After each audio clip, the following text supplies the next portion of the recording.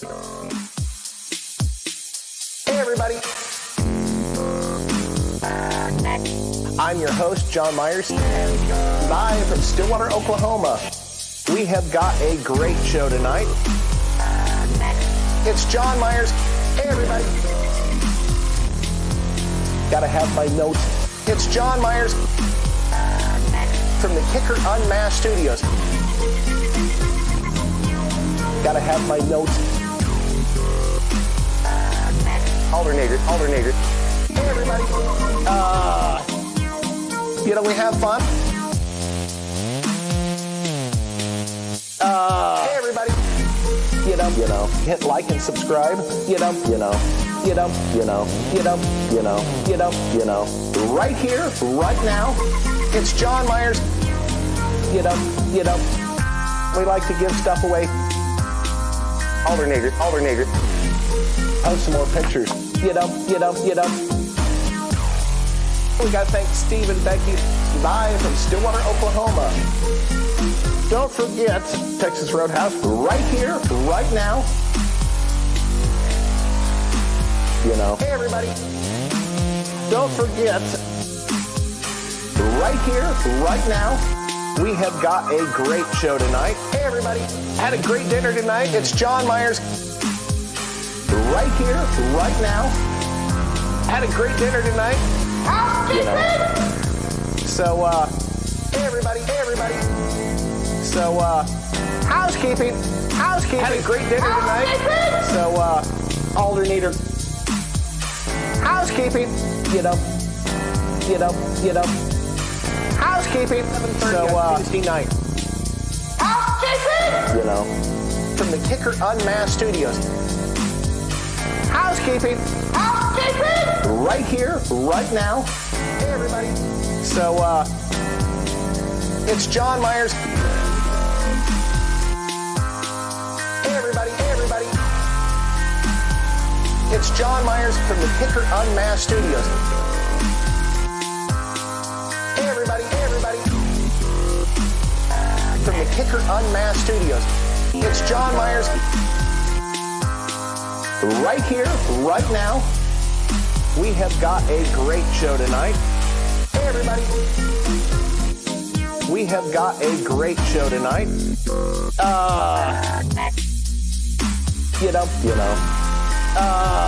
It's John Myers. Hey everybody.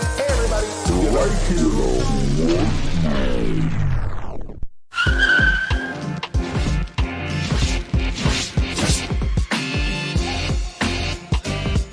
Good evening. Welcome. This is Aaron Malin with the Kicker Tech Force coming to you live, Stillwater, Oklahoma. It's Tuesday night, 7:30 Central Time. Welcome, friends and family.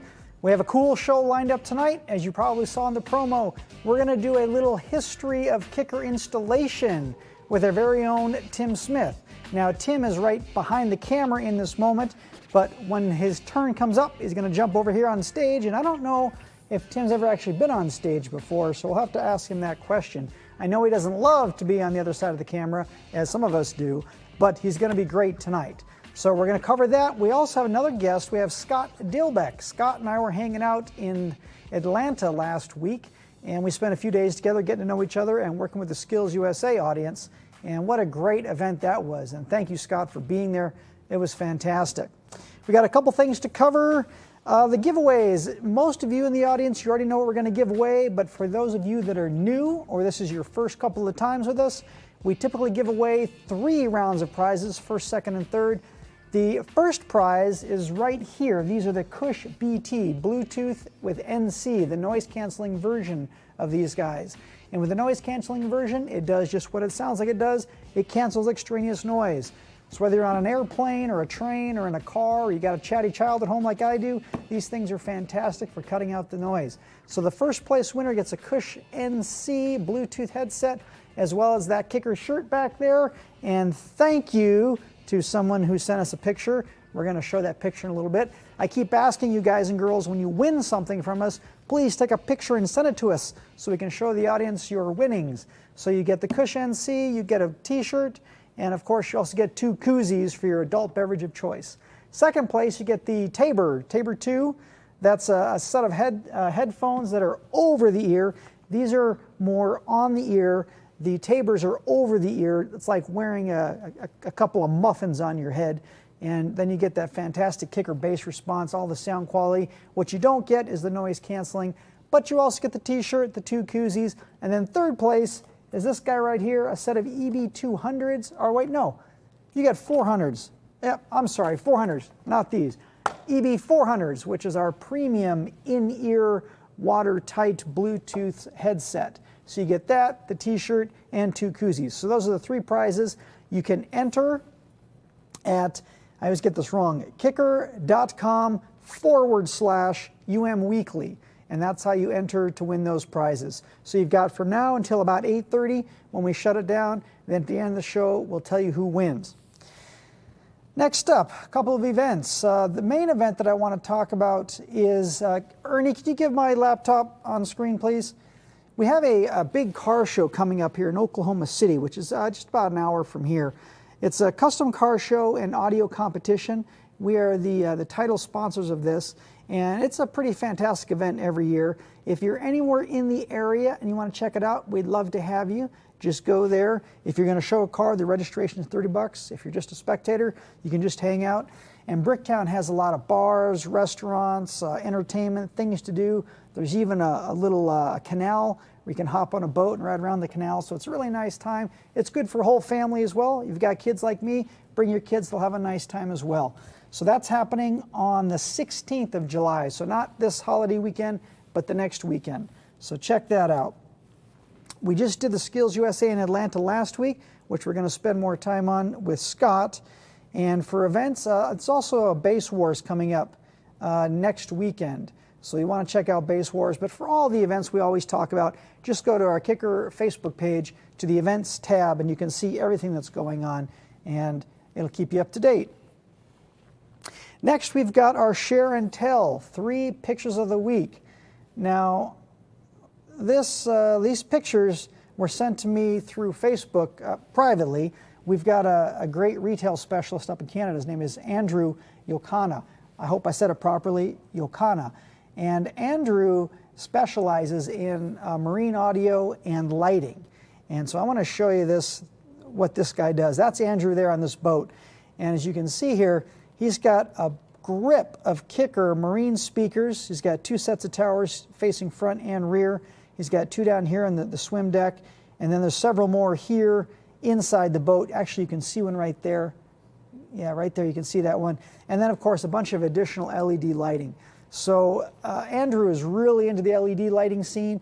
If you are up in Canada area and you need some help, contact this guy. He does fantastic work. And here's a bigger picture, a little more of an aerial view. He actually is a drone operator as well, so he does a lot of drone shots. So this was probably taken from his drone. But you can see how much light this guy puts on boats, and that's just it's a big category. Now, this next picture, some of you are going to recognize this guy. Whoops, that's not it. There you are. Some of you are going to recognize this guy. This is a friend of ours, Mr. Smaw. Smaw, am I saying it right? Smaw. And he didn't actually explain what Smaw is, but apparently it's something to do with welding. So you may have to chime in the chat box and tell us more about Smaw. And so this is a t-shirt he won, and thank you very much for sending it to me, Mr. Saber Smaw, because we do like to see you guys and girls with what you're winning. And of course, he's standing next to a quad box. Now, it looks like that quad box is sitting on a cardboard box, but the cardboard box must be filled with a DC-12-2, otherwise you'd be, of course, crushing that box. So thank you very much for sending in that picture. We love to see you guys and girls winning our stuff and then wearing it or using it. So moving right along, we have tech support questions.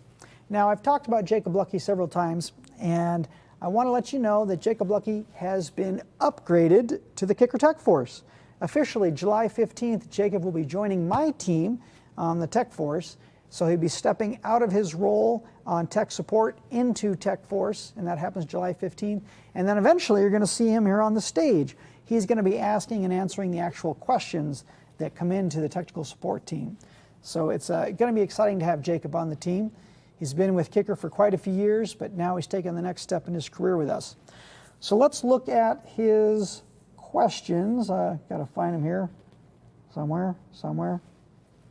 Here we are. Ernie, can you take down the screen? You don't need to show my chicken scratch here. So the first question Jacob sent to me was, I plan on installing some speakers on the outside of my camper underneath the awning and the front door. So again, these are going to be outside speakers, so we got to make sure they're waterproof and that they're going to sound great in the open air environment.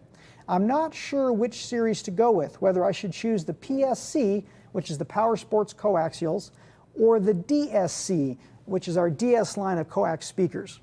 Which would you say is the best choice? Now, first of all, DSC are designed for inside the car, so immediately I would take those off the table. Would they work? Yes. Are they ideal? Absolutely not. The Power Sports speaker would be an excellent choice for this because they are waterproof. Once they're installed, you can actually hose them down. They can get dusty, muddy, dirty, doesn't matter. It's not going to hurt or damage those speakers. Another advantage is they come in 2 ohm and 4 ohm. Now, if you put in the 2 ohm version and you're using a 2-channel or 4-channel amp, maybe with 4 speakers, if you use the 2 ohm version, the amplifier is typically going to double its power into 2 ohms. So you're going to get twice the power, which is going to give them about 3 dB more output. So that would be a huge advantage going with the Power Sports series. They're going to play louder. They're also waterproof. In addition, they're very, very, very low profile. So depending on how much space you have back there, you could actually put these in and not have to worry about the depth because they're very, very slim mount. Now, another thing to consider are the marine speakers. The marine speakers have a little bit different profile and a little bit different sound than you'll have from the Power Sports series. The marine speakers are going to be voiced a little bit differently. The Power Sports are really designed for a motorcycle or a UTV, ATV, wearing a helmet, going full speed, so the vocals are very prominent, so they'll cut through all that extraneous noise. So the Power Sports speakers have a sonic signature that is a little bit different than the marine speakers. So depending on how you're going to be using these, I might actually go with the marine speakers myself, because the marine speakers, again, they have a little bit different voicing, and they also have, of course, LEDs. So if you want to light up the outside, like you saw on Andrew's boat, if you want to light up the outside of that RV, the marine speakers would give you that extra LED lighting element. You also have 2 choices of grill. You've got the white grill or the charcoal grill, and both of those are included in the packaging. So there's a few more options. So again, go with either the PSC, the Power Sports, or go with the marine speakers. So those would be my 2 first choices. Oh, and I've been corrected. They're not weatherproof, they're water resistant. Nothing's waterproof. Nothing's water, thank you, Ernie. Nothing's waterproof, not even a frog. So weather resistant. Thank you for the correction. Next question. I am trying to connect a pair of KMTC11 tower speakers. That's our really big with the horn-loaded compression driver and 11-inch mid-range. A pair of KMTC tower speakers to my 2-channel amplifier, but the speakers have 2 pairs of wires coming out of each of the backside of the enclosure. What are these for and how do I wire them? This is a great question, and I'm sure Jacob gets this question on a regular basis. We sell a ton of these tower systems. So why do they have 2 sets of wires coming out? Now there is a compression horn tweeter and a mid-range driver. So there's actually 2 separate drivers inside that enclosure. One set of wires, 1 pair, is for the mid-range driver, the other is for the tweeter. The reason we give you separate sets of wires is if you wanted to bi-amp those speakers. Bi-amp means you take a 4-channel amplifier, you run 2 channels to just the compression horn tweeters and the other 2 channels to just the mid-range drivers. The benefit of that is that you can now adjust the output of the mid-range separate from the tweeter to your liking. Is it necessary? No, it is not. Most people simply wire the 2 positive wires and the 2 negative wires together in parallel and then wire those to each channel of the amplifier. So the speaker sees the amplifier as the amplifier sees the speaker as 1 4-ohm speaker when you wire those in parallel, because there's a crossover network dividing the horn and the mid-range internally. And with the crossover network, it makes it look like it's just a 4-ohm load, even though you've got 2 separate drivers. So for the simplest installation, just wire the 2 positives together, the 2 negatives together, and run that to your amplifier per channel. If you want to go crazy and go bi-amp, then go ahead and get yourself 2 of the 1200.2s or a 4-channel amplifier like an 800.4, and you could wire it up like that as well. So there's your answer. Third question, I installed a key 200.4 amplifier in my 2015 Chevy Silverado pickup, but the door chimes are amplified and horribly loud. Did I just clip the microphones? Horribly loud. How can I rectify this? So here at Kicker, we don't actually offer a solution to that, but earlier today, Bill Frog contacted our friend Dean Bayette, and he said, hey, Dean, do you have a solution for this? And Dean did say there's a solution for it. Oh, I got to pull up that text message. I forgot to write down what that was. So there is a solution for this. Again, we don't offer it ourselves, but there is a part that you can use. Whoops, that's not it. There's a part, where is it? Bill, oh, here we go. It is a door chime bypass, Amp Pro GM61, Amp Pro GM61. So go to Amp of America and just look in for door chime module, bypass module, and that will fix your challenge. I've heard this many times before, and that is the best answers to get that door chime bypass. Thanks, Dean. I hope you're watching. Appreciate that help there tonight. So those are the 3 questions we covered. Thank you, Jacob. Hopefully you're watching tonight as well. And I just got a text message from Chris Jack, who is watching tonight, and Chris will be talking about in just a few minutes because Chris is the mastermind behind the Skills USA mobile electronics training portion. So with that, if you do have questions for technical support, again, reach out to support@kicker.com, and the guys up there will be happy to help you out. You can also call them, of course.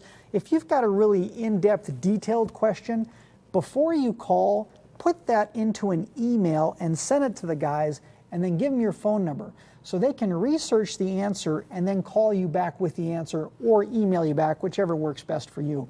But if you give them some time to research it, they can give you a more thorough answer more rapidly without having to have you on hold while they're doing the research. So that's a great way to get your answers question.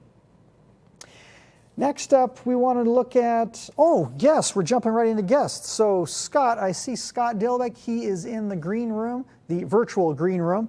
So Scott, I'll bring Scott in. I'll let Scott tell you what he does. Of course, most of you already know him. So can we bring Scott in, Ernie, please? Hey, everybody. What's going on? Good evening, Scott. Good like to see that you, shirt?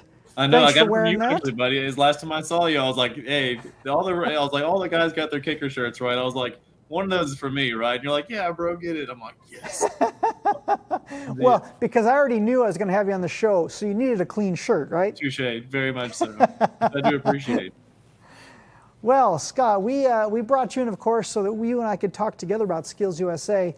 It was my first experience, but you'd already had experience with Skills USA. Why don't you tell the audience how you got into Skills USA in the front side? Well, actually, I worked for my construction teacher in high school, and he was actually one of my first mentors, and he had me doing Skills USA for construction, and obviously I had a great time with it because I'm here where I am now with it. So we actually built like playhouses for like schools and churches and stuff like that. And it was like a build off, and they were judging all that stuff.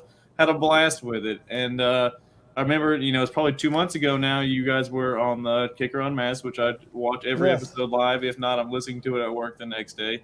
And you guys were talking about it with Bill, which Bill Frog is an amazing guy. Luckily, I got to meet him at Slamology.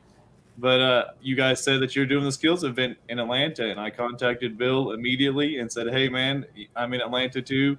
I'd like to bring out my company, Southern Thunder Car Audio, with Cigar Joe, our truck out there, maybe show some stuff off, and then it escalated from there, and it's been a fantastic experience. And we were like 3 amigos running around Atlanta, sweating to death, trying to find something to eat, man. It was just like the best thing ever. Dude, it was so hot. And we had walked, 27 miles at that point. In circles. I don't have a pedometer, but I know we walked more than 10,000 steps just trying to find dinner. That place is massive. So I've got some pictures, some of which you sent me. Thank you very much. And I want to show some of those pictures to the audience so our guys and girls out there can get an idea of what Skills USA looks like. Now, real quick, if this is your first time hearing about Skills USA, I want to tell you real quick that what Skills USA is, it's an organization that gives a competition context for students, whether they're high school or secondary school, junior college, tech school. When you're in one of those programs like construction, as you mentioned, Scott, or mobile electronics or auto body or marine, engine maintenance, any of those, they give the students in those classes a context for competition in your local, your state, and the national level. So what you and I attended was, of course, the national event, and that's where all the best of the best went to compete in 107 different divisions. And of course, mobile audio is the one we care the most about. And so what you're looking at here is the testing rig that is used for installing a radio on the dash of a car. And tell me again, what's that dash there? You called it out while we were out there?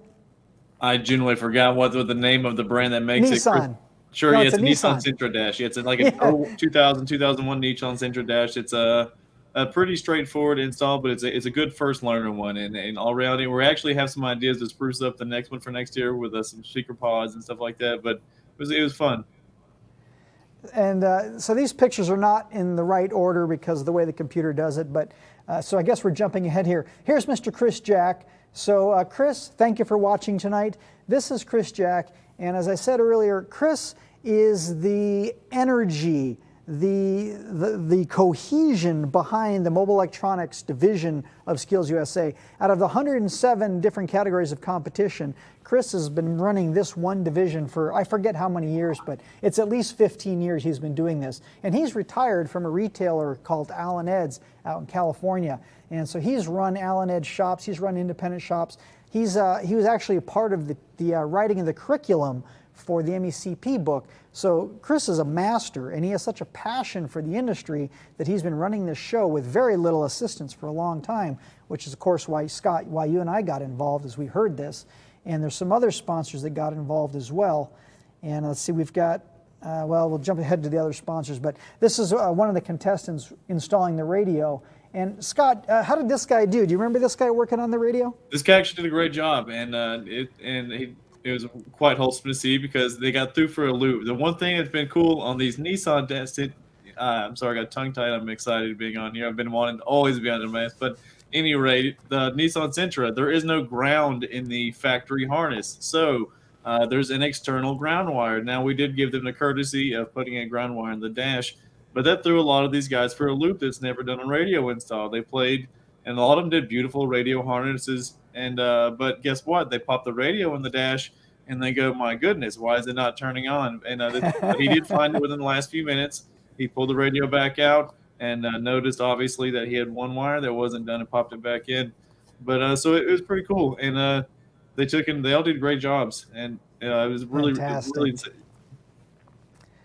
And how long did they have to do that install? Do you remember? 45 minutes, yeah. 45 minutes, okay. The non-adults, it was just a radio installation. The adults had to do a 4-channel amplifier install also with it, with 9-wire. And whose truck is this? That is our Southern Thunder Car Audio demonstration vehicle, but it has my Ford Excursion, and it's a C-pillar wall, and it's a lot of fun, and it's also a good testament of doing things clean and correctly, and there's nothing overly complicated with it. Obviously, it's a big build, but it's 2 guys in a garage, basic hand tools. There's not really anything CNC'd in it, really, even. So tell us about the noise police. Well, which I obviously knew going into this that I wasn't gonna be able to be allowed in there. But I mean, and you saw it a few times too. And actually, I think you were there when the noise police showed up. It was just me playing the doors and the subwoofers just ever so slightly turned up, and which they were fine. But there was still, I guess the internet's a different time from when I was younger and got into car audio, because these kids knew what a demo was. I had young adults asking me, "Hey, you giving demos?" And I'm like, yes. "Oh man, if we were at a show right now, bro." But so they got excited, and we turned it up, and they came running. But actually, so Chris threw them for a loop. It was like, "Hey, one of the kids turned the bass knob up," and they're like, "Hey, don't make sure it doesn't happen again." And we were fine. It was a good experience. Yeah. It's weird because as car audio guys, we're accustomed to everybody blasting everything all the time.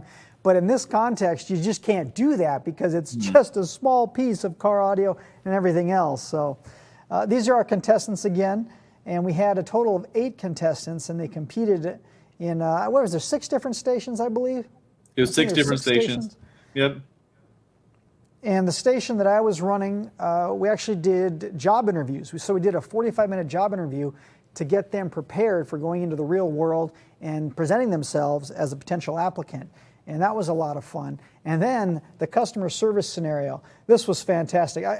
Chris came up with this, so I got to give him props on this. So here's the scenario. So I'm a customer, and the contestant is a relatively new guy working in a car audio shop, maybe 4 or 5 months he's been there. And I come in, and I give him my keys and say, hey, I've already paid for my installation of my product.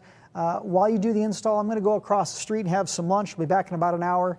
And by the way, my 4-year-old child is asleep in the back seat in his car seat, so just leave him there. He won't be a problem. Don't worry about it. I'll be back in about an hour. And that's the scenario. And of course, as a new guy, you're like, what? What? You can't leave a child in the car. I mean, that's like child abuse or something. And so they have to deal with a customer who's got this scenario. And they all did a really good job. I will say 2 guys actually had perfect scores. They did the job interview perfectly, and then they handled the customer service scenario perfectly. So that was a lot of fun. And you got multiple compliments on that. Like, I'm not flattering you. There was multiple guys that said it was a cool experience. And the thing I didn't think about until later on was that actually probably was a lot of those guys' first interview type experience because, they don't have jobs yet. Yes. Yeah, most of them were in high school still, so yeah, for sure. Yeah, that's good. Thank you for passing that along. It's a lot of fun. And these were our winners. And Scott, you took this picture. You were in the audience taking this picture, is that right? Yep, we got that so Chris and I. So we got 2 different seating areas, and I'm not going to take a bunch of time with it, though, but Chris got put right next to the stage. Well, they put me up in like one of the nice booths. I was like, Chris, we're like 200 something people up here. We got to get up there. So we're in this nice booth. So next thing you know, they call up mobile electronics. We didn't realize. So we're like boogieing down there to get down. Yeah, exactly. But while they were up there, I took the picture. And I mean, I haven't seen Chris move that fast yet. And he was boogieing. Yeah. But we made it down there to get their prizes and all that stuff. And it was great. And so we had to go back around the building to for them to get back in the audience section like that. So we actually snuck out to the truck with their adults, obviously, their mentors that are with them, and gave demos on the way back in. Oh, nice. Yeah, it was sick. Very nice. Well, that's great. Well, we can't use their names because they're minors. These gentlemen are minors, but these are the winners of the contest. So congratulations to you 3 gentlemen. They did a great job. And here's another view of that testing rig. And so there's 4 speakers to represent front and rear speakers. So part of it is when you're done, you've got to turn on the radio and check the balance left, right, and fade front to back. Is that correct? It was. And, that's one thing also a lot of these guys missed on was not checking these stuff before they installed a radio. B, one gentleman did something I'd never seen an installer do, and he wrote down the presets to the radio channels. And, I actually kind of threw him 5 points. Yeah, I was like, that's bonus. That's way above and beyond. I mean, every time I take my car in to get it serviced, I come back and the clock is jacked up. I mean, come on, you can't set the clock for me, really? So it's the little things, right? Sure. So here's the mess of wires back there. This is the factory installed radio, correct? That is the factory installed radio, yes. Okay, so that's before they do the new install. So then they pull it out and they can see right through the dash there. They were not allowed on the backside, though. So Oh, of course, yeah.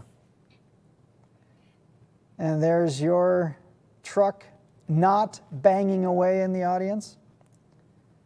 That's before we spruced it up. You and I came in the day before the competition, or the evening before, and we threw banners up and put, everywhere we did it. Chris did also. So we spruced that place up for competition day. And it looked pretty awesome. Like I said, we can't wait to make it look better for the years to come. So I want to show the audience real quick that this part of this competition is the fantastic prizes. Snap-on gives away an absolute grip of prizes. First, second, and third. I mean, look at these tools. I mean, you used to be a Snap-on guy. How much money are we looking at here for first place? Oh, I mean, so the box is probably $3,000 at least. It's a Heritage Series box, and you're probably looking at another $3,000 in hand tools. Now, don't get me wrong, though. These are not the kits that those guys from the mobile electronics won. They are specialized kits for mobile installation. So it's trim tools and more specialized wire cutters, stuff like that. But Sure. they are. It's like a $5,000 value, a $3,000 value, and another one. But I mean, it was a very impressive number. But it was all Snap-on and Blue Point stuff, which is the best. Yeah, that's incredible prizes. And of course, Kicker gave away prizes. And You gave away some prizes. So yeah, it was fantastic. And this, I was walking down the hall looking for a different division, and I came across this group of kids. These are high school kids, and they're actually in a separate competition. It's not part of Skills USA, more of an exhibition competition. And they were rebuilding engines on a time clock. And I forget exactly how much time they had to do this, but this team of 4 was completely tearing down and rebuilding a motor right there in the convention centers. That was pretty awesome. Did you get a chance to see that? I did. They were not at that level of it, and that was one thing too. Good for those guys too. Even for me, was to go around and experience all those booths and the job stuff going on was crazy to see. Especially, and just like I was telling you the other night, with those guys are there for a reason, and just like you got a compliment on it, they're giving their undivided attention. Like they're there for a meeting, and so everyone is very serious. They're there to learn and take it very seriously, and it was cool. Yeah, great experience. And so real quick, before I let you go, I do want to throw up our Please Don't Do This pictures of the week, because we have so much fun with these. And I know you'll have some great things to say about these pictures. So if you've got another couple of minutes, can you hang out? We can look at these. So here's the first one. So what do you make of this? It's a ported box, dude. It's a ported box. You know what I mean? It's a ported box may be better than a leaky sealed box. I don't know. Yeah. So apparently they bought the full-size subs and the beneath the seat pickup truck box, and the sub didn't fit, so they just cut out the back of the box, right? The floorboard, if you screw it tight enough or put some carpet under there or something, it's going to be good enough. You know, we all got to start somewhere, right? And so hopefully whoever's watching this isn't you, but we all have to start somewhere, and sometimes you learn the hard way. So now, what do you make of this? I like to be funny about it. I think of an instant slamming on the brakes and it's going forward in the car is what I think about. Yeah. And of course, these aren't even hooked up yet. It's probably hard to see on your computer at home. Future or mods. TV, He's going to wrap them in vinyl or something. Yeah, that's it. Yeah, and there's no amplifier hooked up to the speakers, but you'll get great mid-range from behind you, so that's always nice. So then this one, now this takes a couple of seconds to figure out what you're looking at. I'll give you a hint. There's a 6x9 here. Yeah. There's a 6x9 tucked inside the door. So you've got a 6.5-inch hole with a 6x9 behind it in the door, and it's tied up. It's tied up here with some wire. So they have a zip tie in the corner. Don't leave the zip ties out up there. Or something. Oh yeah, okay. Zip ties up there. Yes. Maybe a wire, like a wire bread tie. No, it's some wire maybe. You got to start somewhere, right? Hopefully it's What about their glass? Yeah, I'm sure the window doesn't go all the way down. All right, fourth and final picture, our favorite of the night. Look at that. It's a good center channel. So if you want like true center channel, I mean that right dude, there, right? It's a one-seat tune, man. We don't need. Take out the airbag, put in the Kicker CS series speaker, and you got a great center channel right there. You are living loud, man, for sure. All right, Scott, thank you so much for your help last week, and thanks for being on the show tonight. We do appreciate it. You're an awesome dude, and I look forward to the next time we get a chance to hang out. The feeling is mutual. Thank you guys so much. Like, I've been wanting to come on Kicker Unmasked forever, and I'd be like, cherish this. So thank you so much. You're welcome. Good night, sir. Good night. All right, so that is Scott Dilbeck, and now we got to bring out our next guest. So after Tim, the cameraman, gets us centered and gets us focused, then he's going to switch his hat, quite literally, and he's going to come around here and he's going to join me on camera, and we're going to talk about the installation bay and some of the great things that Tim and crew do back there. So let me pull up, we've got a video and some pictures, so we're going to watch a video and Tim is going to talk us through the video while we're watching it. So we're going to start it basically at the front door and we're going to walk through it, and then he's going to give us the tour on a pre-recorded video. Come on in, Tim, please. Welcome, Tim, everybody. It's great to see you, sir. Oh, always a pleasure. Your microphone's good. It's tucked behind your shirt there. I'll make sure. Yeah, a little bit. Make sure we can hear you. So, Tim, before we talk about the install bay, let's talk about you. How did you get here? I moved to Oklahoma in 1996, right after I graduated high school. And once I got down here, I decided I needed to go find something to do. So I went to a couple different places and applied and stopped at another audio manufacturer that happened to be in Stillwater at the time and had never heard of them before, or at least I didn't realize that I had heard of them before. Yeah. And ended up walking in, asking the people at the front, like, so what is it exactly you do here? And the owner of the company happened to run across or was standing there, and he said, oh, would you like to take a tour? So he walked me around, and after talking to him about 30, 45 minutes, he asked me what time I could start in the morning.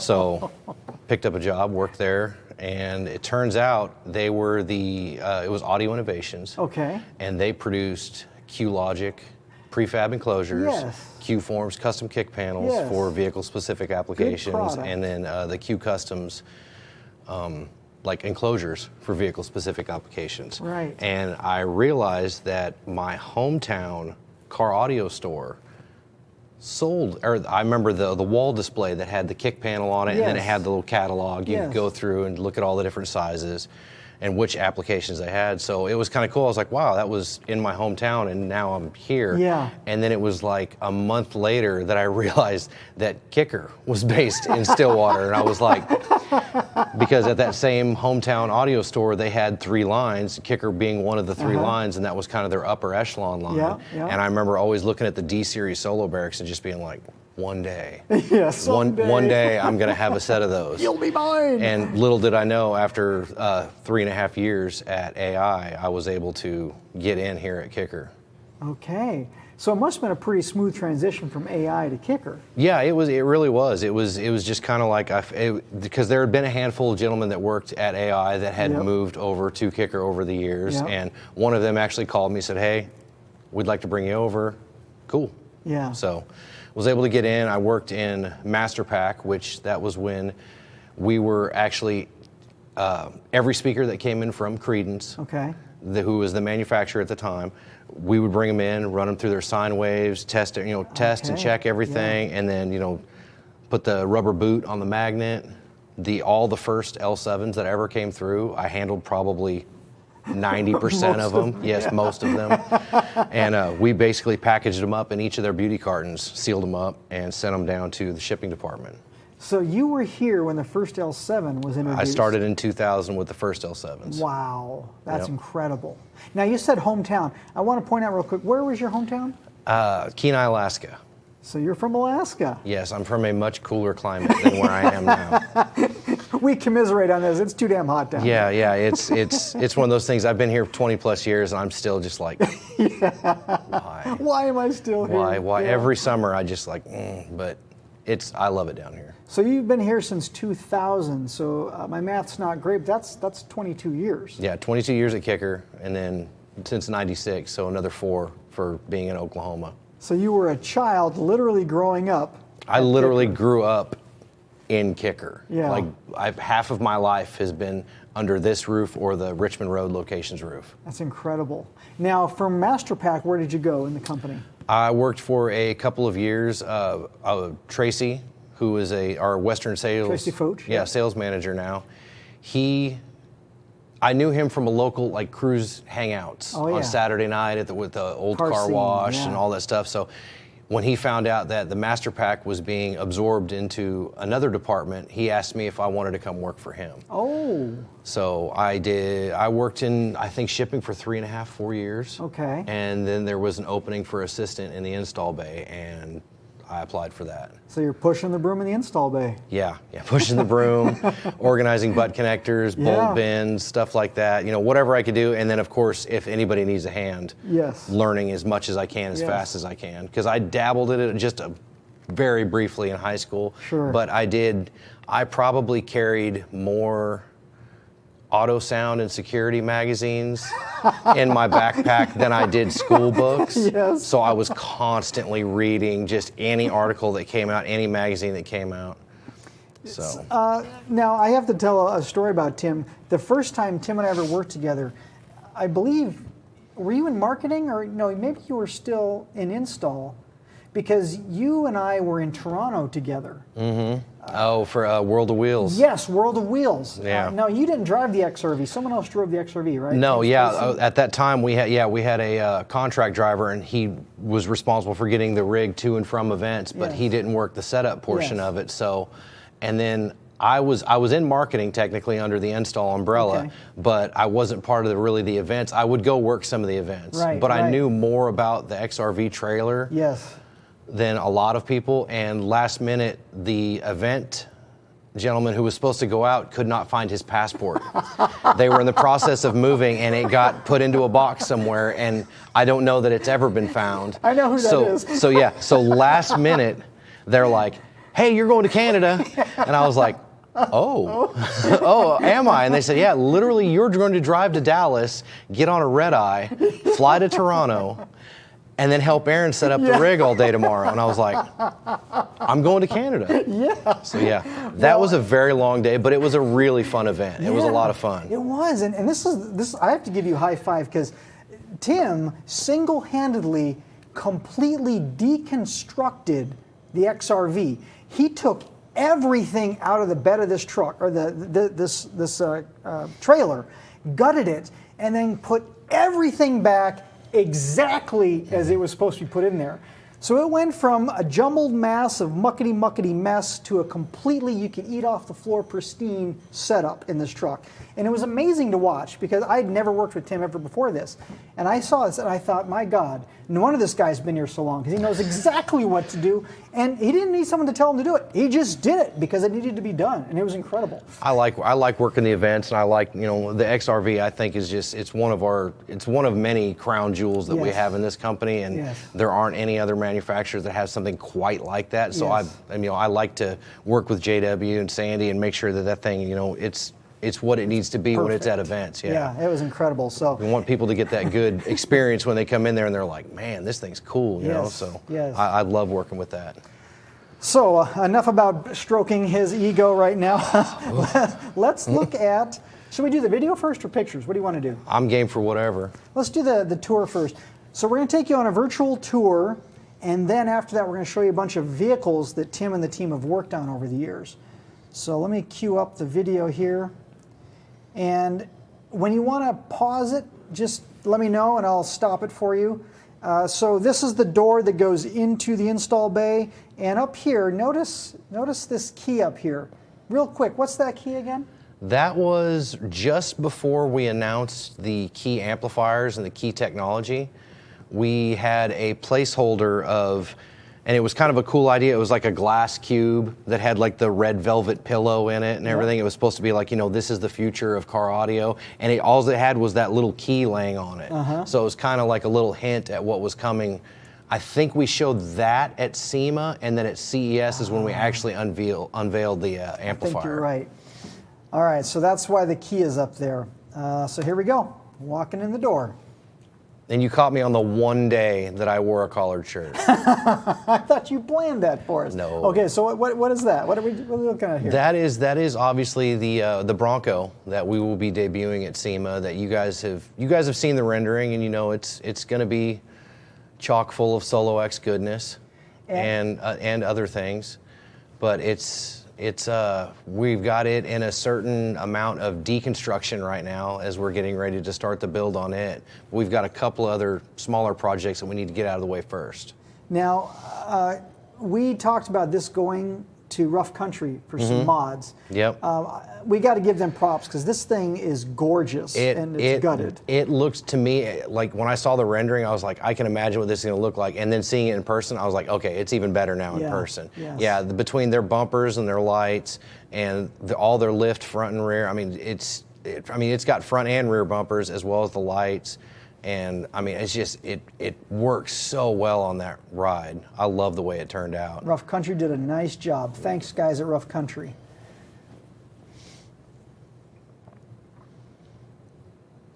So moving on, what is that?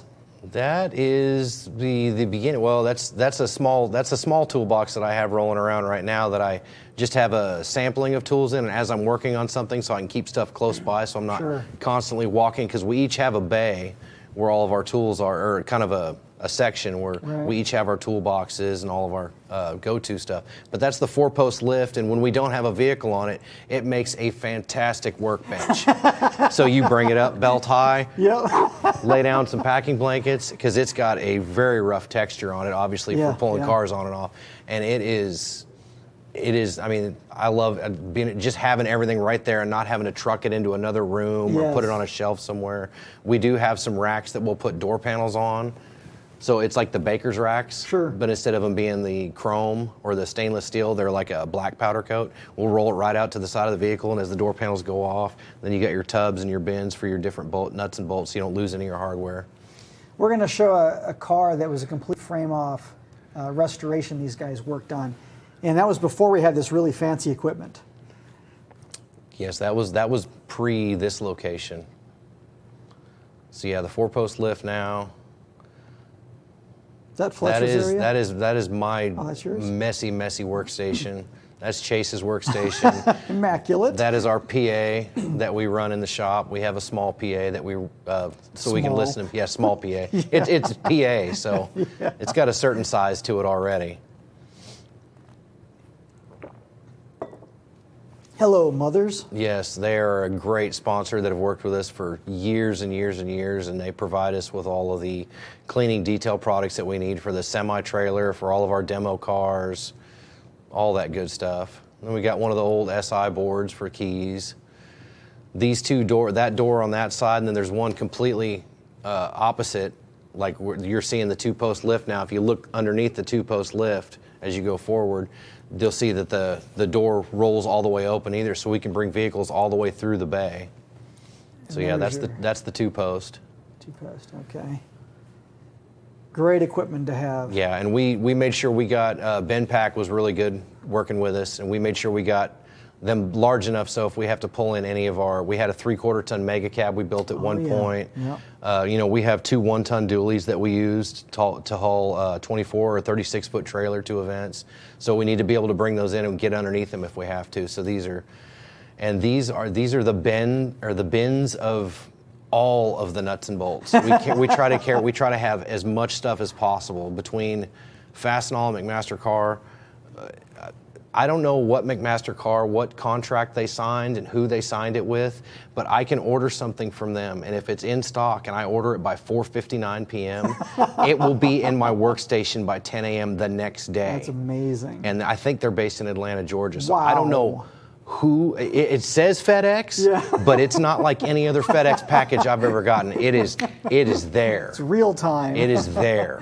And there's a free commercial for them. Yeah, oh yeah.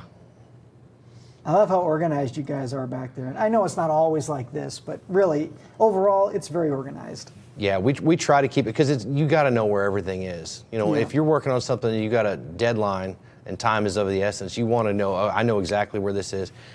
And that is the mass of carpet and upholstery materials. That's kind of one of the things that they found out after working at AI, is I could carpet and upholster stuff pretty well. Very well. From doing all the enclosures that I did over the years, that they were like, oh, this is your deal now. We make the panels and we'll hand them to you. So when I very first started in the department, I did a lot of the upholstery and a lot of the earlier everything short of sewing. Yeah. Yeah, I still have yet to sit down and really try to go at it at a sewing machine, and now that I'm managing the department, I don't know that I'll ever get a chance to sit down at that sewing machine and go after it. So, other duties. Yeah, I was just saying, other stuff comes up, there's meetings. Lots of meetings.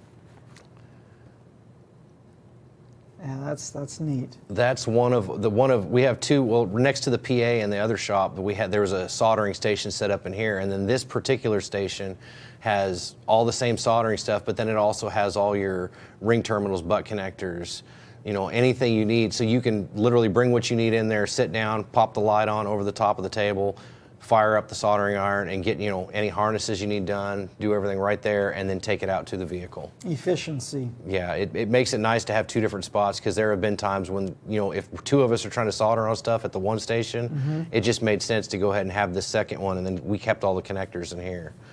So are we looking at the headliner out of the Bronco here? No, the Bronco, with it having a removable top, it's kind of built into each of the sections, the removable top. This actually is, we're doing an install for a a kid here in Stillwater, from around here, his name's Hadley, and we're refreshing this is his first vehicle, and we're refreshing it. The headliner in it was coming down all kinds of spots, so we were redoing that and fixing a bunch of stuff, and then obviously he's going to have some tunes. So yeah, we're doing a lot of stuff, just kind of making this thing safe for his first vehicle.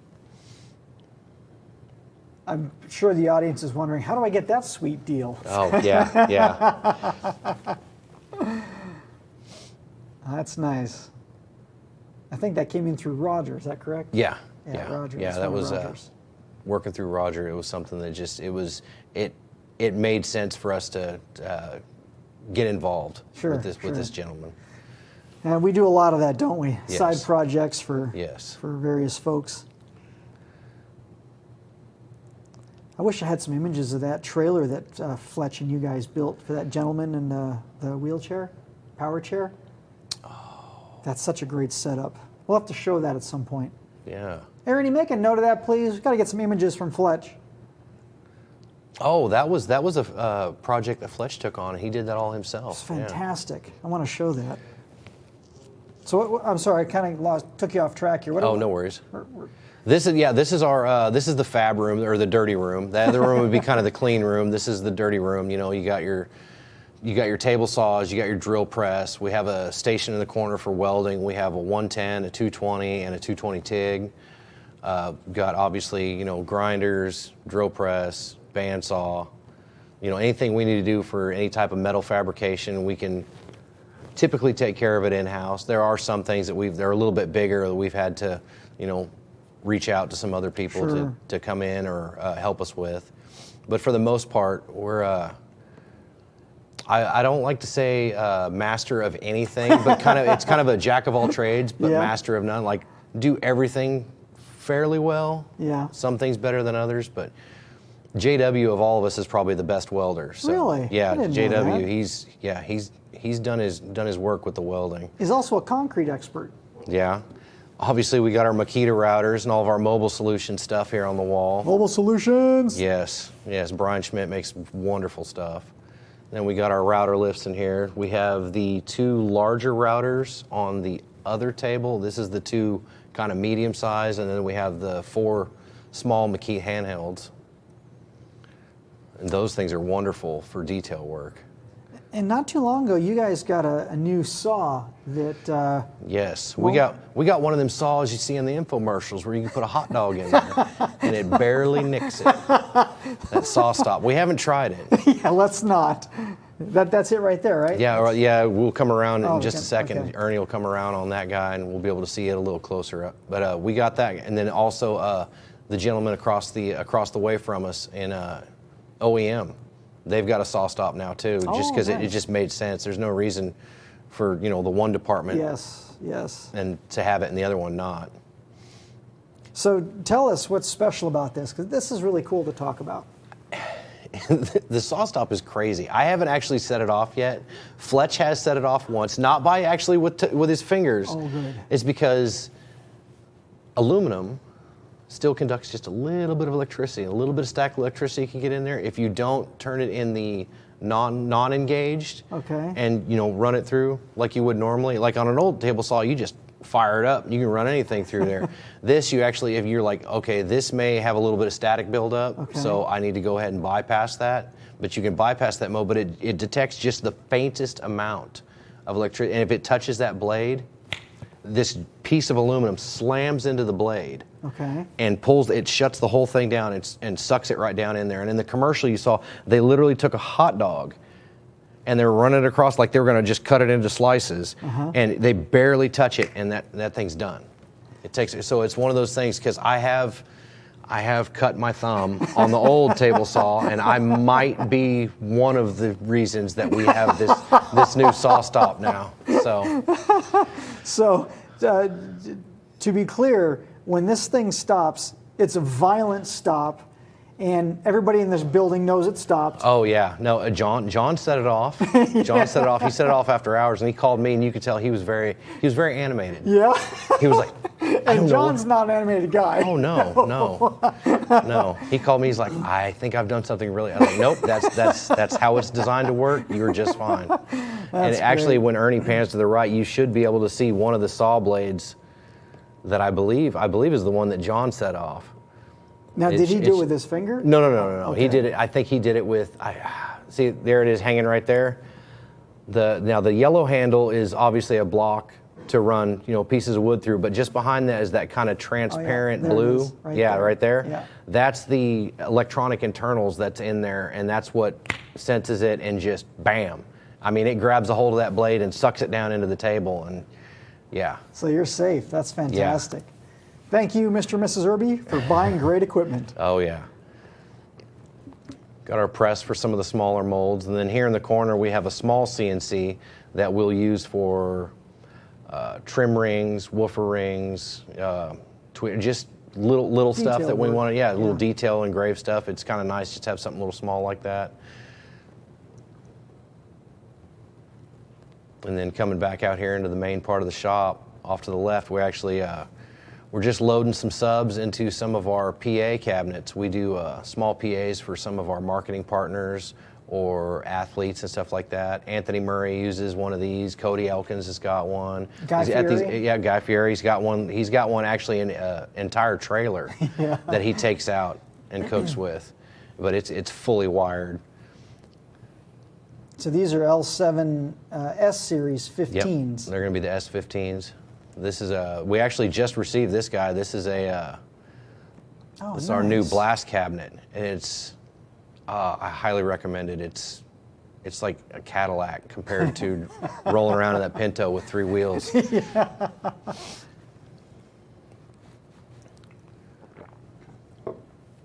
And then back here you can see more of the deconstructed Bronco.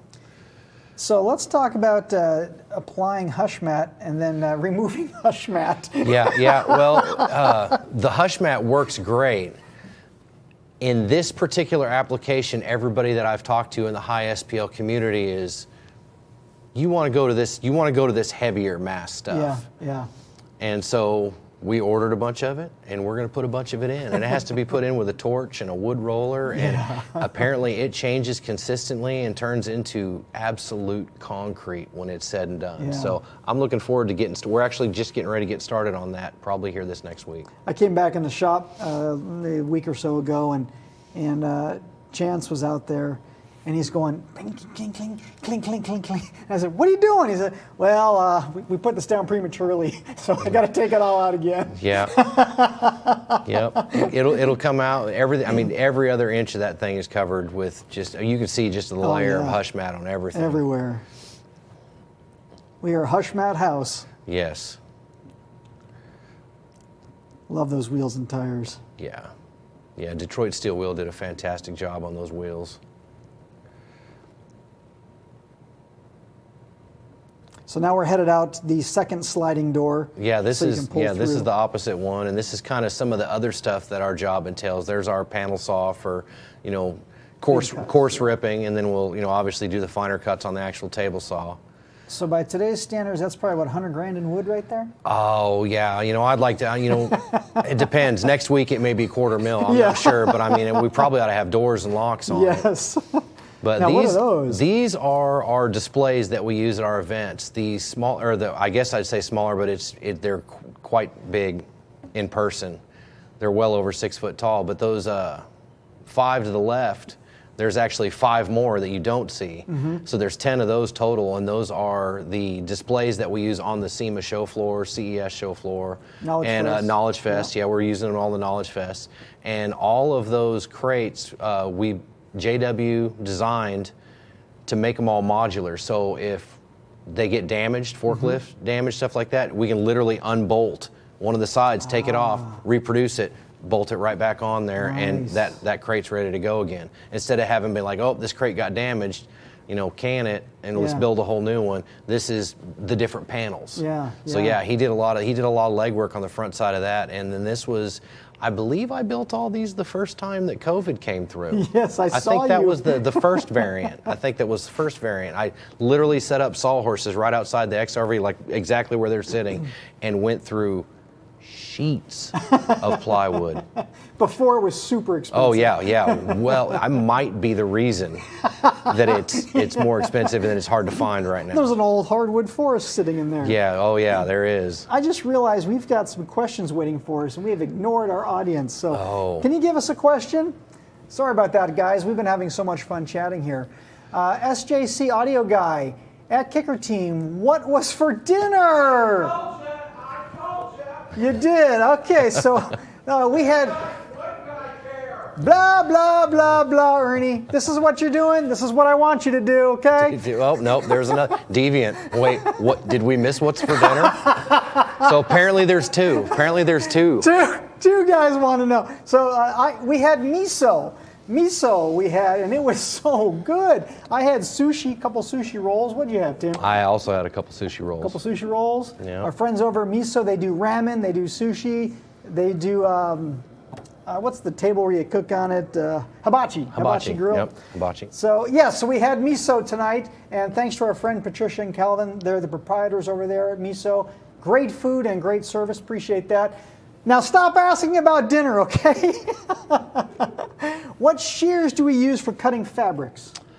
I do not remember the name on the actual particular shears, but I did buy 2 sets from Gibson's Upholstery or Auto Supply in Oklahoma City, downtown Oklahoma City on South Main.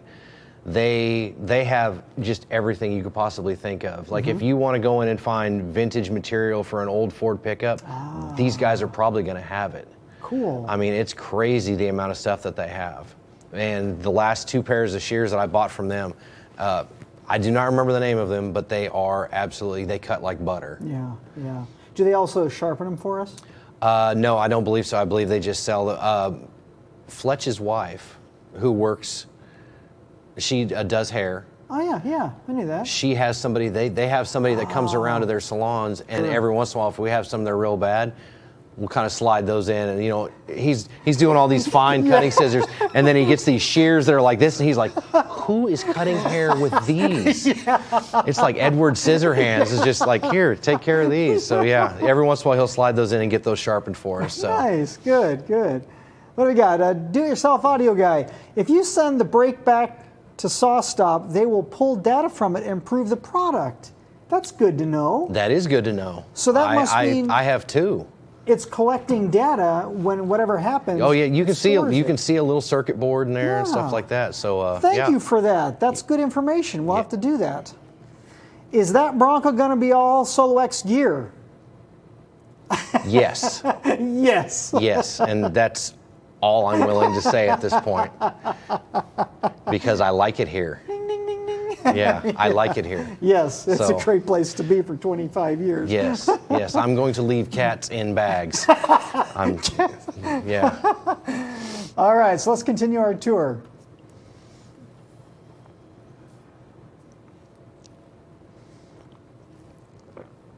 So these are the crates. Yeah, those 5 right there are of 10 that we use for, obviously the Knowledge Fests and on the show floors. These taller ones back here are actually ones we just finished recently for OEM Marine. Oh yeah. Well, yeah. they do double duty. Sure. Some events they go to, they'll have more OEM specific product and a couple of the aftermarket pieces, and then other times they will go out and they will be more aftermarket products with maybe 1 or 2 OEMs. Oh yeah, there we go. So you can see what's inside there. This one is obviously one of the 4, and this happens to be an active display. So it has a KMC 4 head unit, or KMC 5 head unit. It's got the 4 6.5s in the 4 cans, and then a 5-channel amplifier that runs the entire system. So when we do trade shows, we will take these to the trade show, and that way we can show off our products to the audience. And oh wait, this for some reason this got sped up. Let's back this up. Well, it's because it was a long walk. Yeah, it's kind of a hike.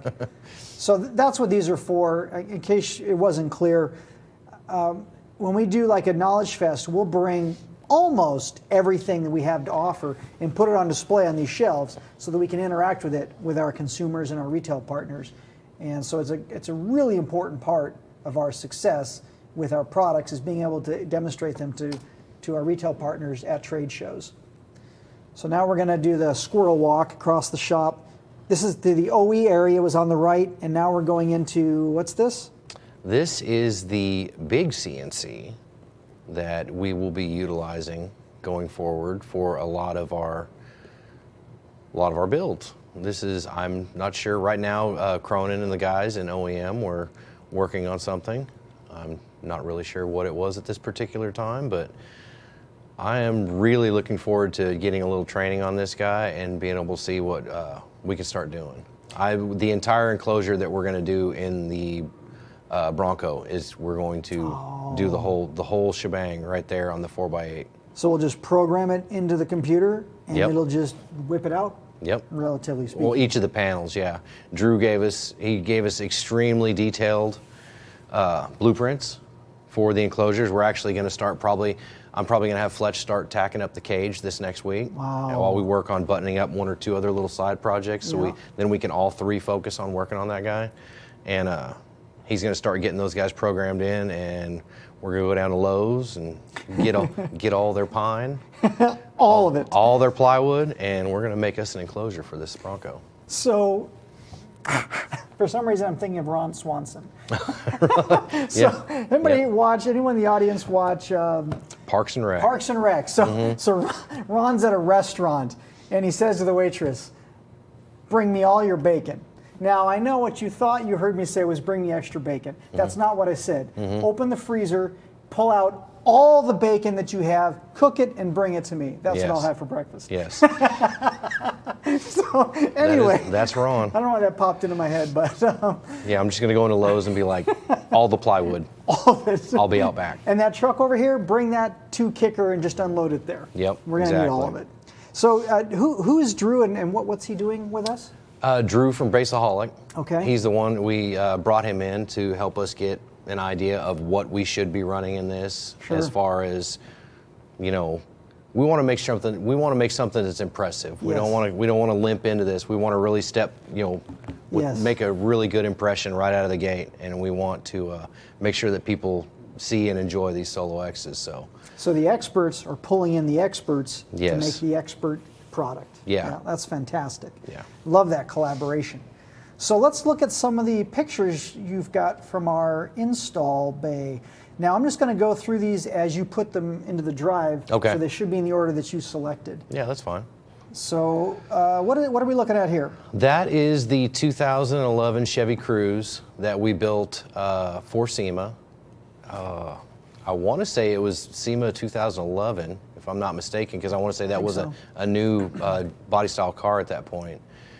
And we received a GM Design Award at SEMA for, I believe it was Best Interior. Best Interior, yes. Because I don't know, there's hardly a panel in this vehicle that we didn't touch. Now, a lot of these vehicles, there have been many people that have worked in our department over the years. Yes. This isn't just me and Fletch and Chase that have worked on these. There have been, I could sit here and name half a dozen guys that have had hands in on working on these vehicles. John, he steps in every once in a while and he lends a hand when we need to. So, DA. DA, Sean, Randy. There's been many guys over the years. What's the subwoofers in this? This had the Solo Classics. It had 6 10-inch Solo Classics, and it was all IX amplifiers, QS mids and highs. It had an actual it had a functioning center channel in the middle of the dash. But these were, what was it? They were oriented where they were firing at each other, and then the entire back package tray was opened up and had this, fiberglass smooth tunnel that came up through the rear package tray. And if we could go back and do it again, we'd probably put a little more juice to it. Yeah. But it sounded good. It sounded good. The Solo Classic, these are a few years old now, and they were a throwback to the original Solo Barrack. Yep. True small box. Each 10 worked in 0.6, 0.5? I believe the 10 were 0.66, just like the originals, because I remember 8s were 0.33, 10s were 0.66, Yes. 12s were 0.88, and I believe the 15s were right around, was it one? One and a quarter. One I and a think. quarter? Yeah. So very small sealed enclosures. And just the sound quality is amazing because it would play very, very deep and very smooth. So these are one of my favorite woofers in our history. You said IX amplifiers. These were the precursor to the Q-class amplifiers. Yep, yeah, So these were the pre-IQs. they taught us a lot about class deamplification and small footprint, high output, efficient amplifiers. Yep. Beautiful engine work. Yeah, DA did a lot. He basically, I believe he was responsible for all the sheet metal paneling that was built underneath the hood of that Very particular nice. car. Very nice. So before we talk about this one, we've got a couple of questions. Let's pull up a question. First question, Bobby, my good friend Bobby, is the Bronco going to have the new ST line in it? Should we just skip over that? Maybe. Maybe. Thank you, Bobby. That just, we're having that discussion. We're having that discussion. There's a couple of options. Next question, 25 Hertz to Life. When are we going to meet the guy that took Bundy's place? So, Jacob is the new Bundy. No, that's Well, probably nobody not can right really to say take that. Bundy's place No. as much as... Position. Yes, His yes. position, We just yes. have a new gentleman that's going to be. So, as I said earlier, Jacob Lucky, he is going to be joining my team officially on July 15th.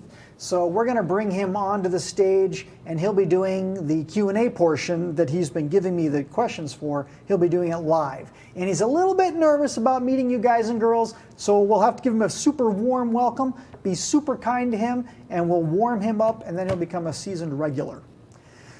Okay, so talk about this vehicle here. What is this? Well, we got one more question. Oh. El Fuego was asking, Sorry. how many pounds will the Bronco audio system weigh? I'm going to go with, I will tell you when it's all in the Bronco. Because we were sitting around trying to think of all that right now, and I was like, that's going to be a lot. So let's get to that point, Yeah. get everything in there, and once it's all finalized and in there, then we'll have some weight. Yeah. We'll have a weight then. Now, you must have given Rough Country an idea of what to build. Yes. So yeah. what was the bare minimum? We told them this thing needed to probably handle, 1,250 to 1,500 pounds of added weight, like directly over the rear axle. Yeah. Like all of it in the back. So they did compensate for that by doing a little stiffer spring in the rear, Yeah. and then also, instead of just doing I believe it was a 4-inch lift, and then the next step up was a 7-inch. I believe we have a 4-inch lift on the front, and we did the 7-inch lift on the rear. Sure. And they loaded 1,250 to 1,500 pounds worth of Tennessee men in the back who worked at Rough Country, and they said, "Hey, you're a husky lad. Have I got a task for you? Have you climb in the back of this Bronco?" And he sent me a picture of all the guys unloading out of the back of it, and I was like, "Oh, this is fantastic." We need that picture. I've thought about I need to send that in Yes, just for Seth and the guys and be like, "Hey, you remember that time you sent me that picture?" These are Tennessee Husky men. Yes. These are manly men. Okay, Love good those guys question. at Rough Country. So let's take a look at this Econo line. Ernie, can you put up my laptop? Thank you. Me and the Econoline have kind of a history with each other. Every time that I've attempted to drive that vehicle, it has tried to kill me.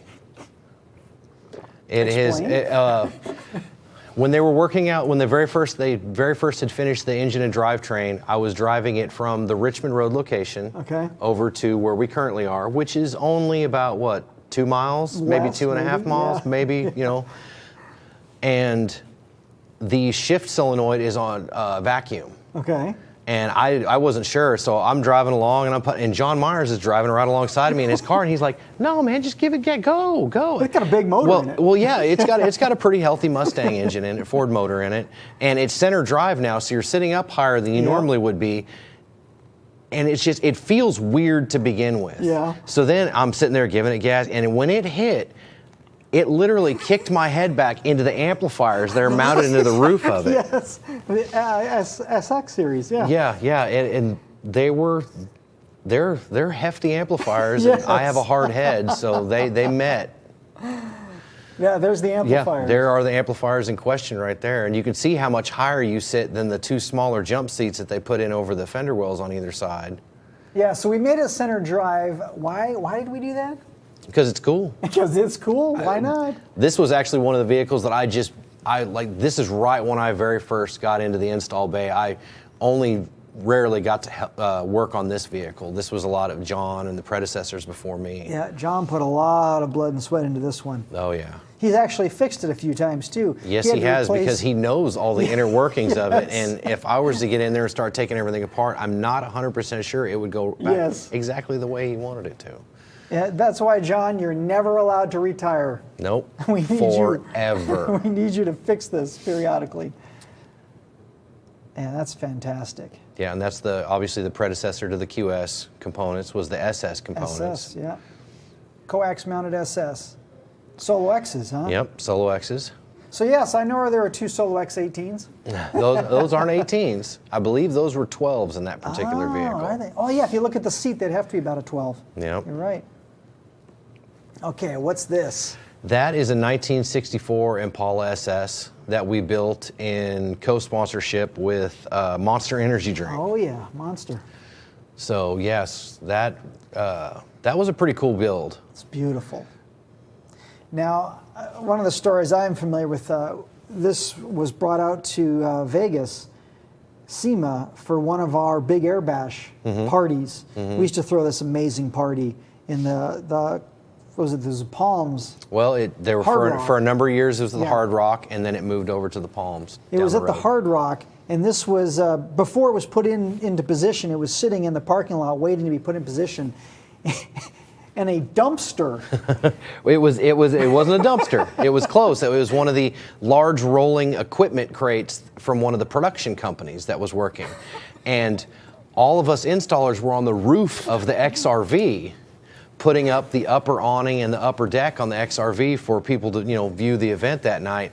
And we literally hear this gunk, gunk, gunk, gunk, gunk, gunk, gunk, and we all look down just in time to see this crate slowly roll across the parking lot and then smack right into the side of the car. We're just like, really? Completely helpless. Yeah, it. I'm just, I'm 20 feet in the air. I'm like, I can't do anything about this. It was like watching it just turns your stomach. Yes. And you're like, oh no. Such a beautiful car. Right before its show. Yeah, right before it was going to be shown off at the Hard Rock. So this is the trunk we're looking at here. Yep, that panel and the floor and the bottom there, those were the early ZXs? ZX, yes. Yeah, ZX. That panel in the floor that's underneath in the big open flat spot, yes. If you lifted that out, there was actually a vacuum formed tub that fit into that whole lower section, and it had a plug in it, so you could fill it with ice, and we'd fill it with Monster Energy drink cans and stuff like that, and have the whole trunk open, and then had the TV screen that would flip down out of the top. Very clever. That is the mega cab that we built and had for quite a few years, and it probably saw 3 different iterations in its time here, and Todd Hammock currently drives it. Really? He has it, he's one of the vehicles that he hauls trailers with for Arena Cross. Yeah, Arena Cross, right. So you can still see this truck actually out on the road. Is that an armrest from Star Trek? That is a lot of hard work that Sean built. That was a one-off center console that he did. This truck, when we originally, in its original form, had 5.1 front and 5.1 rear. Independent. So you can see in the back seat, or in that center console right there, in between, that is actually it's the, or to the right, actually just in between, right there. That's where the QS mid-range was. Yeah. That's why there's the opening cut out of the back of the armrest there, is so the tweeter could fire up into that center area, because it was kind of a teardrop shape, and in the top of the at the point of the teardrop was where the tweeter was. Okay. They matched and mimicked the quarter panels, or kind of that shape that's around the mid and tweet there. Yeah. And then you recognize those grills. I do not. What is that? He did those one-off. This was SS components also. Yeah. He did those one-off. He actually took RS grills and yes. Instead of it being he broke them into 3 pieces and inverted them. and then did all the body work to smooth it. I mean, he had so many hours in these door panels. Great work. Oh, we got some questions. Let's take a question while we're looking at these. 25 hertz to life. When? Yep. Oh. Oh, okay. Sorry, no questions. Moving on. So here's the subs. Yep. 410s? Yep. It had, I believe it was, no, they were 12s. We had 4 12s in there. And the cool thing about that center panel, that oval, is it was painted black, but then it had the kicker stacked K in the middle of it. Okay. Well, we left the K clear. Okay. And behind that, we put a small television screen. Oh, wow. A small LCD screen, so when you were showing stuff on the overhead TV screen in the vehicle, it would also be showing through that logo. Oh, so it was very really nice. cool. It was very cool how that came I never noticed out. that. Oh, and look at that tweeter pot up there. Yep, that's the same shape was mimicked throughout all the doors. Very nice. As well as the center console. And this was one of the coolest things I liked about this truck is we had the SX, we built an amp rack that had all the SX amplifiers on it, and it was mounted on an airbagged cantilever system. Okay. So with the remote from the alarm, Okay. when you held the 2 buttons down, it would inflate the airbags and the amps would come up and come back. Oh, nice. And they would kind of stick out over the tailgate of the truck. Okay. And then when you set it down, it would pull, and it was all attached to the tonneau cover, and everything would motorize up in one motion and then motorize down all in one motion. Very cool. Yeah, it turned out really well, and we were pretty happy with that one. And we have to point out, too, the SX series amplifiers were DSP-based amplifiers long before the world was doing DSP. Very much before. They were very ahead of their time. I'm not 100%. Were they the first? I don't know if they were the first or not because I'm not old enough to know. They were. Symmetry? Okay. All right. So that was our first DSP amplifier. Very nice. Now, what's this? That is a 2014 Silverado that has undergone 3 changes. I believe that was its initial build. And this was the debut of the IQ series of amplifiers. Why did you guys choose a pickup for our premium amplifiers? Because pickups are expensive now. Yeah. I mean, when you used to tell somebody like, oh, I drive a $100,000 vehicle, you're thinking, oh, this guy's got a Lamborghini or a Ferrari. It could be a Silverado. Yeah. It could be a Denali. Yeah. It's very easily, you can get into a 6-figure pickup. And we wanted to do something that was, their pickups aren't like what they used to be. Absolutely. They used to be utility vehicles. They can be luxury vehicles. Yes. They can be whatever. And the new Silverados, when they came out with this body style, were gorgeous. Yes. So yes. we just we want one of those. Do something different. Yeah. Sure. Nice simple door panel. Of course, it looks simple, but I know that it's not simple. Yeah. And all QS coaxially mounted in the back, componently mounted in the front. And wait, you know what? Let's back up. Let's talk about the subwoofer real quick, because you guys did something really special with the subwoofers. Well, those are deep subs, and there's not a lot of depth underneath that seat. So we actually went as far as we cut out the floorboard and dropped a steel enclosure down, and then built the MDF enclosure that fit inside that. But we sealed it all off, and it didn't stick down any lower than any of the other moving parts underneath the truck. So nobody ever really noticed it. They just kept looking at that and going, are they making Q? We actually had somebody, I think it was at that SEMA, and they're like, oh, are you guys making flat Q class? And it was like, no, Nope. that's a normal depth 12. Yep. Yeah. That's not your everyday install for sure. No, we wanted something that just looked very classy and clean and high end. Now, what's this relic? That is the Chrysler Crossfire SRT6. That car was in its stock trim. I hate to say this, but it was not a very attractive body style in those cars. Yeah. But I thought it turned out really well. I actually helped John. Those were 1-inch thick aluminum claws that he decided needed to be out off that amp rack. And so I had to help him router those. And that is one of the most frightening experiences in a wood. I used him as a human shield and sprayed WD-40 onto the aluminum and the router. while not trying. I had him between me and Wolverine's one of his 3 fingers that was hanging out. That was harrowing. Oh, intense. And that's a Solo X right there. Yep, that was one of the vehicles. This is the beginnings of probably one of the longer projects that we ever had in the shop, and that is the 1950 Studebaker Champion Eagle Eye that's in our museum. This is the before, this is the after. Gorgeous. Absolutely gorgeous car. And we chose our Power Sports amps. What was that for? Because they were extremely little, they pack a punch, and it was to prove that you can have a killer sounding system. I mean, with an amplifier that you literally could hide in your pocket if you needed to. Yeah. I mean, it was just, they fit the bill so perfectly in that build. I mean, the 2 little amps on top there, that was the sub amps. Yeah, these are 200.1s. Yeah, 200.1s, and that was what ran each 10 in there, and people would listen to it and just be floored that those little bitty amps could sound that good. And because that car doesn't have a lot of room, especially when we took all the suspension and everything, and shoved it up into the interior. Yeah, it's gorgeous. There's lots and lots of hours in there. The details, you have to see the car in person to really appreciate the details, because everywhere you look, there's just something really special that's been done. Tell us about the grills, Tim. How'd you do the grills? Oh, we did all those inserts were done with a positive and negative pressed, like in the pressed mesh insert, we have a positive and negative of whatever that shape is.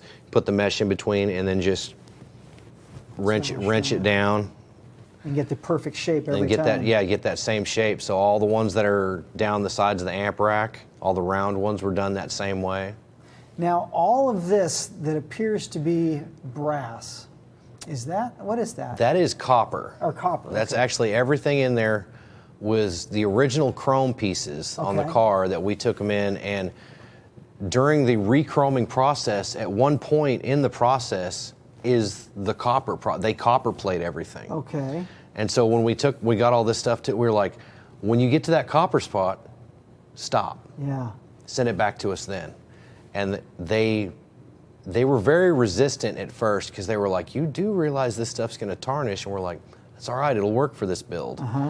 And it's kind of amusing because I believe the next SEMA, or it might have been 2 SEMAs later, there were a handful of dark cherry or dark red and a lot of copper accents that were starting to pop up on some stuff. And so we always kind of joke, we're like, did we do that? We set a trend. I don't know about that, but it was kind of cool. It was very, and then with center console, PXI controller, air ride from Airlift.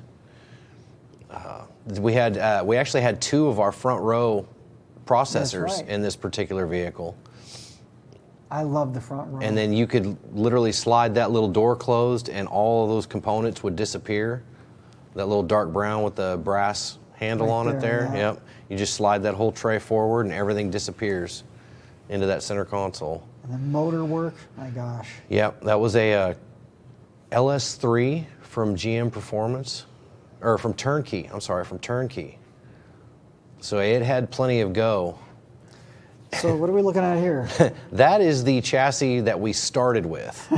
That was the 1950 Studebaker chassis from, right off the assembly line in Studebaker. And we lost a lot of it. A lot of it did not. The only 2 pieces of it that are stock in that picture was that frame rail and then the matching one on the other side. Yeah, every other part of that was custom built, DA designed and built. Probably, or 90% of this chassis. The only thing was the front end. There was a company called Fat Man Fabrications. Oh, yeah. They happened to make a A-arm front suspension for Studebakers, and we were able to get our hands on one of those. Saved you guys a little bit of work. A little bit. That was, as you can see, we're in the old shop in this picture, and that was our lift. We built the lift in the wood shop. But it got the job done. And this was when it was on its just rollers to get on and off the trailer. This is right after it came back from paint. Our good friend Chico in Missouri painted this vehicle for us. did an absolute killer job on it. He's the one who even mixed the color. He sent us samples of the color, and we were like, that's the one. Well, do we have a name for the color? No. So let's stop with that with the Eagle Eye. Actually, let me back up, because looking at the clock, we just chatted for an hour solid. So we need to give away some stuff and then go home and go to bed. So just hang out, Tim, if you don't mind. No, cool? no problem at all. All right, so let's take the last questions, then we'll give away stuff, because we love questions, and we've ignored you guys a lot tonight. I apologize. We're just having so much fun up here. What is Tim's daily driver? I always feared that somebody was going to ask that question because there's so many installers that you meet over the years that do just, they love killer work and all this other stuff, and then it's like when it comes to their own personal ride. Yep. No, it's you would be shocked. I do have Q-Forms kick panels because when I worked at AI, I never owned any vehicles that they made panels for, but my daily is an 05 Dodge Neon. 05 Yes, Dodge Neon. yes. It may have been one of the last ones to roll off the assembly line when they decided to get rid of that particular vehicle. But it is a fantastic car. I have Q-Forms kick panels with QS components, and I believe it is a KX 700.5. The silver or the black? The silver. Okay. Yeah, the silver 700.5. And it is still going. I mean, that's first iteration of that, and it's not a problem. Runs all day. Subwoofer? Subwoofer is a Comp RT10 in a sealed enclosure. I took actually one of the Mopar enclosures that our OEM department developed, and then I made a new baffle for it and dropped an RT into it. Instead of they had a square. Because there was a SRT version of the Neon, right? Yeah, the SRT4. Mine is the non-fast one. Yes, but you've got the SRT system in it Yes, now. but I've got the enclosure. Yeah, the enclosure, right. Yeah, cool. Okay, one last question, and then how many hours went into some of these, Bill? Oh, that's a great question. Hours. The Studebaker was close to 2 years. Not all of our builds go through something that extravagant. But I mean, there are some builds that when we had 5 or 6 guys in the install bay, we'd turn vehicles around in, full custom 6 weeks. Yeah. Stuff like that. There's 3 of us now, so it takes a little bit longer. Yeah. But, we still want to make sure that it's the details. Right. The devil's in the details. That's what everybody says. So we want to make sure that ours, you don't go through there and go, oh man, they use Scotch locks here or something like that. Like, no, we'll pull a harness out and we will solder it, heat shrink it, do it all properly and stuff like that. Something else to consider too, it's a great question. If it's going to be a trailer queen, you can do some crazy stuff. But if it has to be a daily driver for like a rep force or maybe one of our guys is going to an event, if it's got to be driven thousands of miles, it's got to be serviceable on the road by any man mechanic. By anybody who comes in there, you can't be blocking off, all different areas, stuff like, oh, you can't get to any of this or anything like that. Yeah, so it's got to be somewhat utilitarian, but just a nice, nice version of that. So there's different levels and depending on what the vehicle's for. Okay, let's give away some stuff. We've got free stuff. Bill, who is our third place winner tonight? Third place, we are number 3, Drew, Baseaholic. Woohoo! Drew, you're our third place winner. You get I don't have them here, the EB400s, the Kicker UnMasked limited edition t-shirt, and 2 koozies. Thank you very much, Drew. Number 2, who is number 2? Chuck T from Nevada. Chuck T from Nevada, you are number 2 winner. You get the Tabor over-the-ear headphones, the UnMasked limited edition t-shirt, and 2 koozies. And our grand prize winner, grand prize is Chris W. from Michigan. Chris W. from Michigan, you're the grand prize winner. You get the Cush NCs, Yes, thank you. Cush NCs. Running out of words tonight. Cush NCs, the t-shirt, and 2 koozies. Thank you all for playing with us tonight. We appreciate you all being here. We'll see you next Tuesday, 7:30, July 5th. We're going to have Mr. Steve Irby back on and Roger Demery. We're going to hopefully, the walkthrough on Mr. Irby's time machine.